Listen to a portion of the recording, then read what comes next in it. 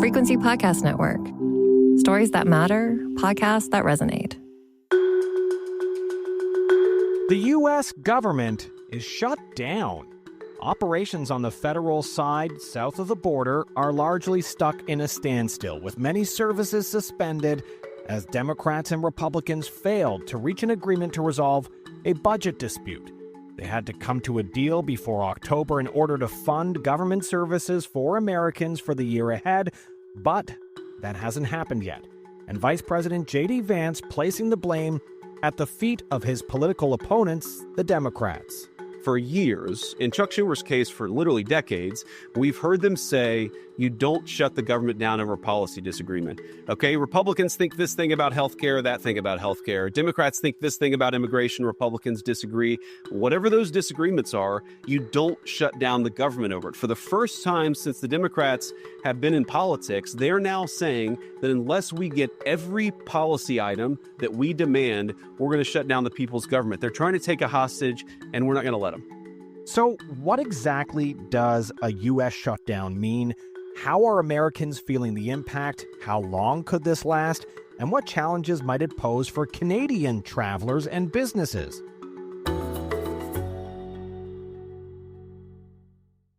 I'm Cormac Mac Sweeney, and today on The Big Story, I'm speaking with Sarah Mimms, senior Washington editor for NBC News, who joins me from D.C. She's here to break it all down. Thanks very much for joining us. Yeah, thanks for having me. So let's start from the start, I guess. What really led up to this shutdown? How did we get to this point? Yeah, so every year, and often multiple times a year now, Congress sets a deadline where the government's going to shut down. They do almost nothing to resolve that issue in the lead up to it. And when the deadline is about to hit, they hope that the pressure of the possible shutdown will get everyone on board with just passing something really easy, clean, non-controversial. That should have worked this time, except that the last time they did it, the Democratic base got very angry with Senate Democrats, and especially Chuck Schumer, for caving on the issue. They really want to see Democrats fight, especially against the Trump administration. So Democrats went a little harder. They made some relatively non-essential demands on health care, but they also want Trump to undo his own Medicaid cuts. So they really were playing much more hardball. Republicans didn't blink. They said, why aren't you guys doing the thing we always do, just agreeing to pass something to keep the government open? And Democrats aren't blinking either. So that's where we are. Okay, so in Canada, we don't normally really have to deal with this. We have estimates that are passed, and they can be extended, and we don't have to deal with this government shutdown question normally. So please give our listeners a bit of an idea of what this means for U.S. government operations. Tell us what services are impacted and which ones are not. Yeah, so the immediate impact is no federal government workers are going to get paid. They got their checks, in the last few days, the last couple of weeks, so they have that. But in 2 weeks, if the shutdown is still going on, they're going to start missing money. The government decides what is considered essential services and what is not, but a lot of things that you might expect a government to do, like having TSA agents check you at the airport, Customs and Border Patrol, federal law enforcement, the military, those are all considered essential. That's all continuing. Where we are starting to see impacts is in things like national parks. They'll be open outside, but not indoors. The Washington Monument is shutting down. The Smithsonian museums in Washington, D.C. are closing. And the longer this goes on, you start to see after effects like some food programs for women and children starting to run out of money. It gets more desperate as time goes on. Yeah, and that was going to be the next question I had was whether people are really feeling the full impact of this right away, or whether it's kind of like, I guess, to use a bit of a Canadian analogy, a snowball on the ground in the winter. The more it rolls, the bigger the impact it is. Yeah, exactly. That is very much how it works. We're really looking at a week or two before things start to get dire. And it's not only that more programs will start to run out of money, but also, as I mentioned, as federal workers stop getting paychecks, so many federal employees already live paycheck to paycheck. And people don't love showing up to work when they're not getting paid. In past shutdowns, we've seen TSA agents and air traffic controllers start to call in sick en masse because they did not want to work without being paid. And that's when people tend to come to the table because no one likes a long line at the airport. And that could also hurt the economy, I imagine, when so many workers across the country are not getting paid, can't spend their money. I imagine it's just going to be a problem overall if this continues for too long. Absolutely. We haven't seen too much of an impact on Wall Street yet. These things do tend to get resolved. So I think there's a little bit of optimism. I'm not exactly sure where that's placed, but that's what we're seeing so far in the markets, but particularly in areas with large concentrations of federal workers. Here in Washington, where I live, we've already been impacted by the DOGE cuts and then by Trump sending the National Guard into the city. Seeing a lot more federal workers go without pay and potentially lose their jobs is going to have a huge impact here. So, Sarah, what do the Democrats actually want to get out of this? Yeah, so they are trying to impress upon their base that they are fighting the Trump administration. Like, first and foremost, they want to be saying we are pushing back. The specific request that they made, there's a pretty easy to do healthcare issue. Basically, some money for Obamacare. It gets a little complicated, but basically some money for health insurance under Obamacare is going to expire at the end of the year, and people are going to see their health insurance premiums. We have to pay for our health insurance in the United States. They're going to see those premiums really skyrocket. So a lot of Democrats and some Republicans really want to fix that. Democrats want to do it now. That's one of the concessions they're asking for. They also want Trump to undo some of his own cuts that he made to Medicaid programs, which is another health insurance program in the states. He's just not going to do that. That's quite an ask. And then finally, they want Trump to stop saying that he won't spend money that Congress told him to spend, which is something he's done numerous times this year. It's unclear what that would look like exactly, if a promise is enough, but that's what they're seeking.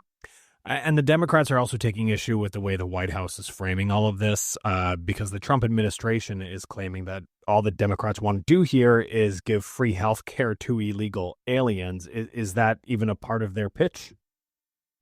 No, it's not. It's actually just a completely untrue allegation. What Democrats want to do, like I said, is restore some of this Medicaid money. They want to make sure that those Obamacare subsidies get extended on time, even a little early. U.S. law already says that healthcare money from the federal government cannot go to undocumented immigrants. It's very clear. It's not something that is happening, and it's not something that Democrats say that they want to change. It's just it can get a little complicated, but it is just a largely untrue argument. Federal law already prohibits this. Democrats don't want to change it, yet Trump and Republicans keep saying it over and over again. And how is the White House handling that politically? I understand there are memes and social media videos out there at the moment that are creating some issues. Oh, yeah. Trump has posted a few now AI videos, particularly of Chuck Schumer and Hakeem Jeffries, who are our two Democratic leaders in Congress. One that is pretty plainly racist, features a sombrero on Hakeem Jeffries and talks about how Democrats are attracting certain Black and Hispanic demographics. Not only is Trump posting these online and really pissing off the Democrats who have been yelling back at him on social media, but we also know that they're playing them pretty much nonstop in the White House press gallery for reporters to see them as well. And J.D. Vance, the vice president, has denied that they're racist, correct? Yeah. Yes. I guess reasonable people could disagree if they wanted to, but I do think that there's certainly something to be said about taking the first Black Democratic leader in the House, a man who would be the first Black Speaker of the House should he be elected to that position, putting him in a sombrero and a large mustache and playing the Mexican hat dance, I believe, behind him while not having him speak in the video at all. Okay. Now, getting off of those videos, I mean, it's not just federal services that are being cut and impacted by this, but the White House also taking aim at states, in particular blue states. What's happening there? Yeah, that's right. They've put on hold some transportation funding that basically would really help commuters between New Jersey and New York, two very large Democratic constituencies. They've put that on hold as part of the shutdown. They said in advance, Trump did, that they were going to try to make a shutdown as politically painful for Democrats as they possibly could. And this is one of the ways that they're going about that. That will certainly be challenged in the courts.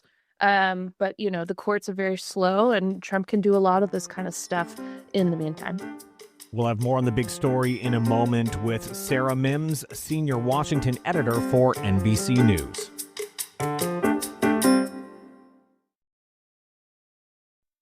So we've heard the vice president talk about, potential job cuts if the shutdown continues. But is this kind of a situation where the Trump administration, whether it's by design or just seizing on the opportunity, may take advantage of the situation and make deeper cuts to the public services than we've already seen, cuts that they may have wanted to do anyway? Yeah, that's exactly right. There's really nothing about a shutdown that gives the president and his administration any special power to fire people. This is very much seems to be just them taking advantage of this opportunity. I believe Trump called it an unprecedented opportunity this morning that was given to him by Democrats. He's saying that he's going to meet with his budget director and start talking about quote unquote Democrat agencies that are quote unquote a scam that they'll start to dismantle and to, potentially fire people. Democrats are saying, this is just pure retribution. And with those kinds of statements out of the White House, it's kind of hard to say that they're wrong. It's really interesting, that he wasn't able to make these changes in the 9 months he's been in office already, or when he had Doge cutting things earlier this year. But no, there's nothing special about a shutdown. This just seems to be taking advantage of this opportunity. Yeah, I guess there's political cover there for him. But what could those Democrat programs be that he's referring to? That's the big question. I don't know that, they've already cut all federal funding for NPR and PBS, which are neutral news organizations, but ones that the president doesn't like.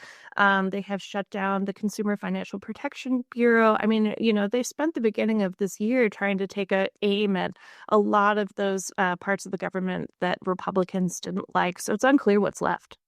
And how long could this last? Normally you say these things are sort of dealt with last minute. There's an 11th hour deal. What are we looking at this time around?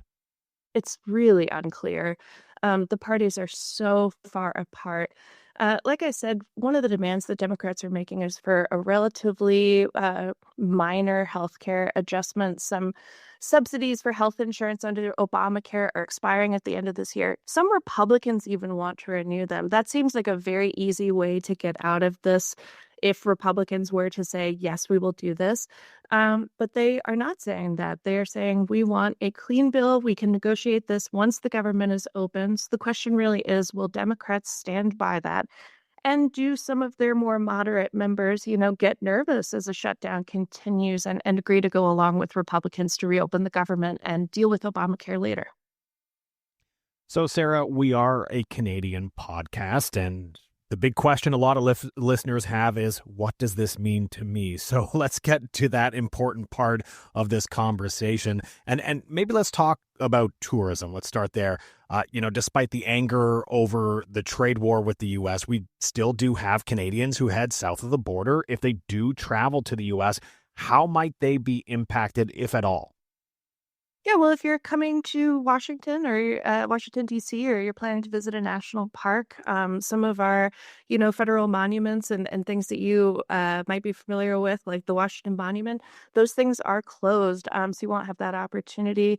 Customs and Border Patrol will keep running. TSA will keep running. Air traffic control will keep running. But like I said, if those people start to go without pay, you can expect that those lines are going to start getting a lot longer at airports as people call out sick. And frankly, just as people who are not getting paid don't want to do their jobs particularly well or quickly. But aside from that, it is largely concentrated on more things for American citizens. Now, I did mention the trade war there. So Are tariffs still going to be collected by the government? Will this impact any trade talks at all taking place between the White House and Canada? Is the administration a little bit distracted at the moment? Are there support staff who aren't working as a result of this? How may we see any changes, if at all, with those trade negotiations? Oh, yeah, I actually wouldn't expect very many changes there at all. The government gets to decide what they deem to be essential work and what they deem to be non-essential work. And the government is controlled by Donald Trump, who cares very much about these tariffs. It cares very much about his trade war. So those things are going to continue.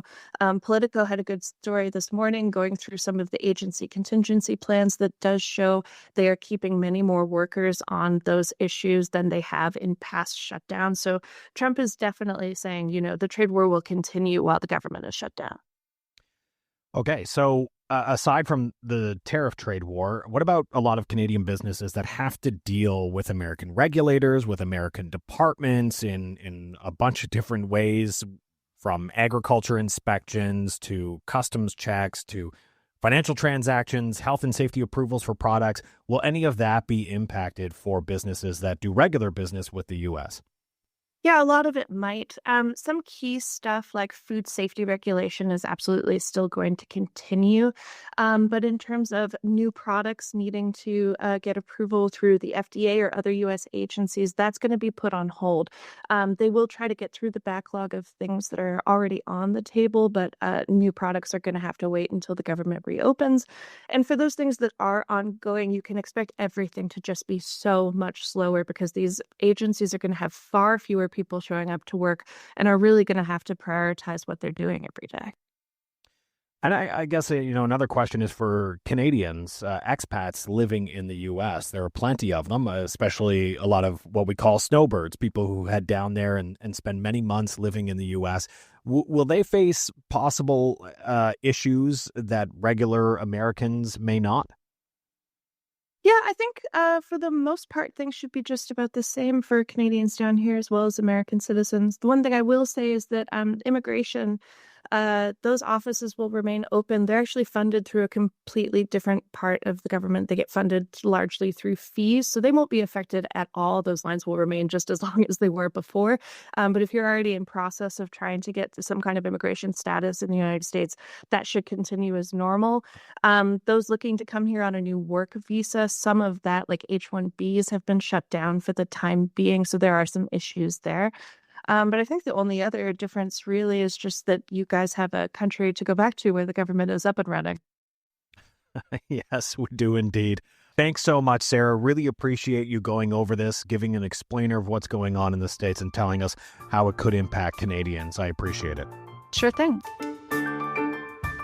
That was Sarah Mimms, senior Washington editor for NBC News, speaking with me about the U.S. government shutdown, how it impacts Americans, but also how Canadians may be impacted.